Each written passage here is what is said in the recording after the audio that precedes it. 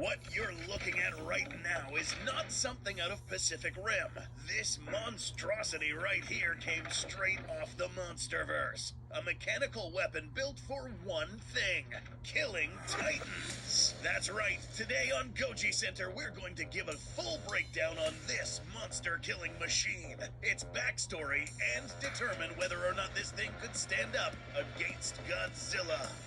To start off, let's provide a little bit of context. This titanic mech was featured in the most recent Monsterverse graphic novel, Godzilla Kong the Hunted. Built by a construction company, RM Construction, whose CEO Raymond Martin had an obsession over hunting big game. More specifically, megafauna, and now Titans. To be fair, it was the female Muto, who was mistakenly portrayed as the Queen Muto, who killed his family during G-Day back in 2014.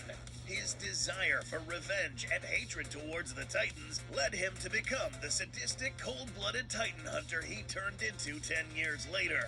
We'll get to the giant robot soon. In the book, we are introduced to a private island housing a building that acts as a sort of trophy room where he keeps preserved corpses of megafauna he has hunted in Skull Island. We'd like to think this man had agreements with top Monarch personnel that gave him under-the-table access to these locations that were off-limits to the public. This way, this guy was able to hunt down and kill creatures like magma turtles, death jackals, mother longlegs, skir buffaloes, etc.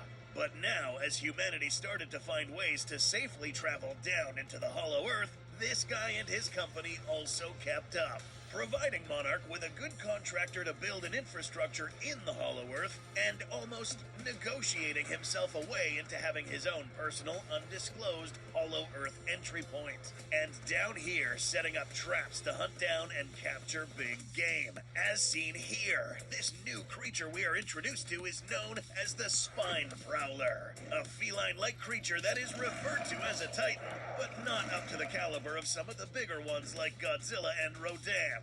These spine prowlers are probably at the level of the murderfish in the Frostbark from Monarch Legacy of Monsters. They're big, but not full-on Titan-sized. This spine prowler in particular was caught by stepping in a barrage of shock harpoons, putting this Titan in a coma, knocked out long enough to be transported to the surface to serve a very dark purpose.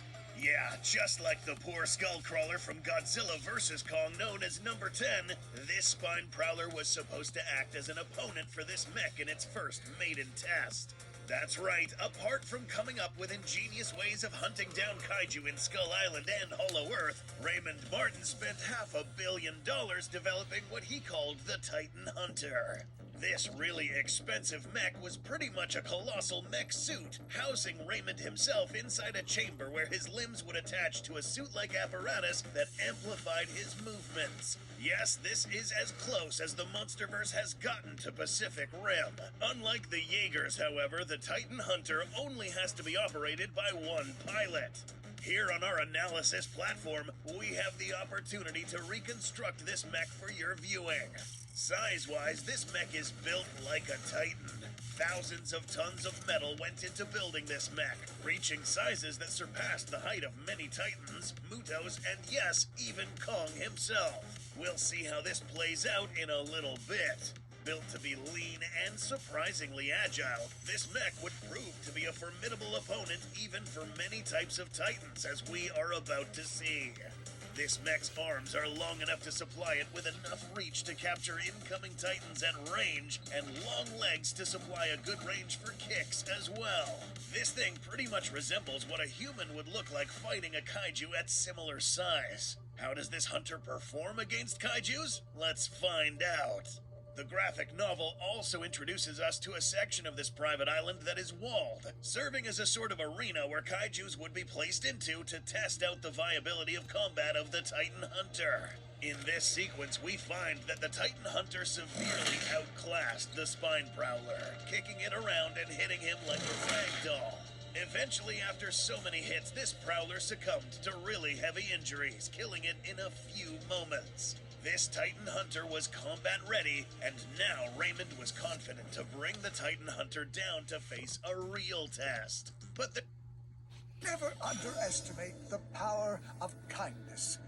But of course, not the But there's something really important to note here that we purposely left out until now. After the Titan Hunter dispatched the Spine Prowler, Raymond made mention of this mech's energy outputs. A small dip in energy output was detected upon hitting the Prowler for the first time. This was an issue because since the endgame was to kill a big Titan, energy shutdowns would spell doom for this mech and the pilot.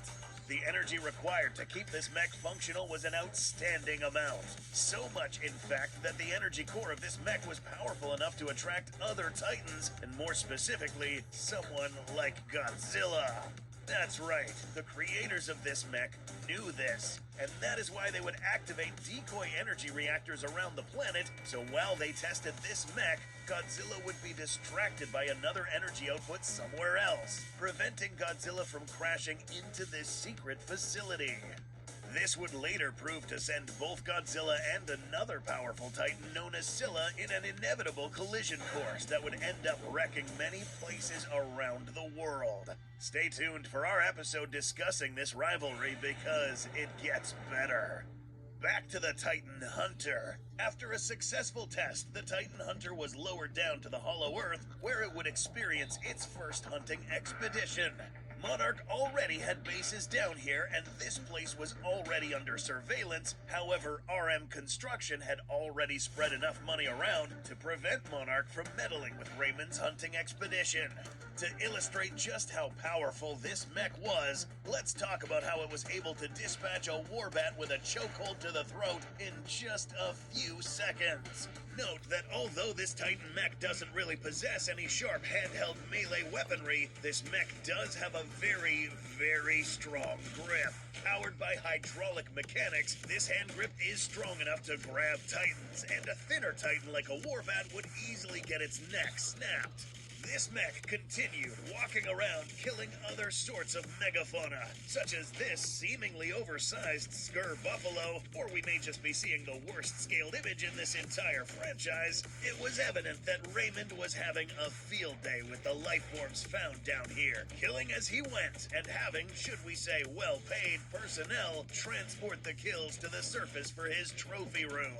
Things got interesting when he ran into the cubs of a Spine Prowler. As the Titan Hunter leaped in front of the cubs, a particularly large adult female Spine Prowler came to the rescue.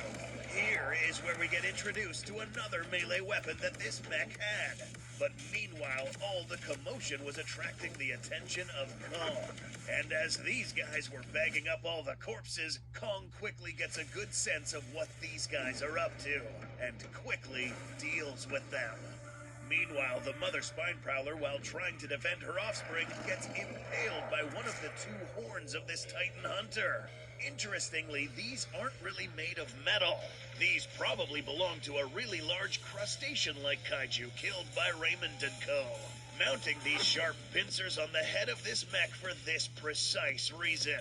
Finally, Kong appears in front of the Titan mech. It was for this exact moment that this mech was created, to stand up against a real Titan like Kong. But could this mech actually stand up to a Titan, just like Mechagodzilla did earlier? Actually, it did for a while.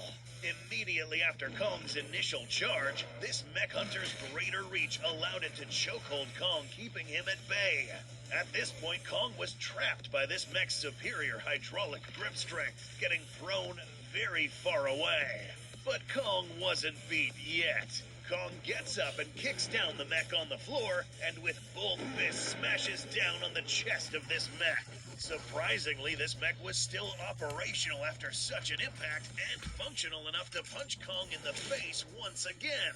But it takes more than a punch to bring down the king of Hollow Earth, who in return slams the mech close to a nearby precipice. Defeated and at the mercy of Kong's hold, Raymond still found some time to trash talk before Kong released the hold, making him and the Titan Hunter fall and be destroyed.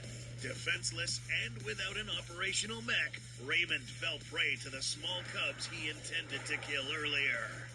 So the real question, was this Titan Hunter enough to square up against some of the higher tier Titans like Godzilla? The simple answer, absolutely not.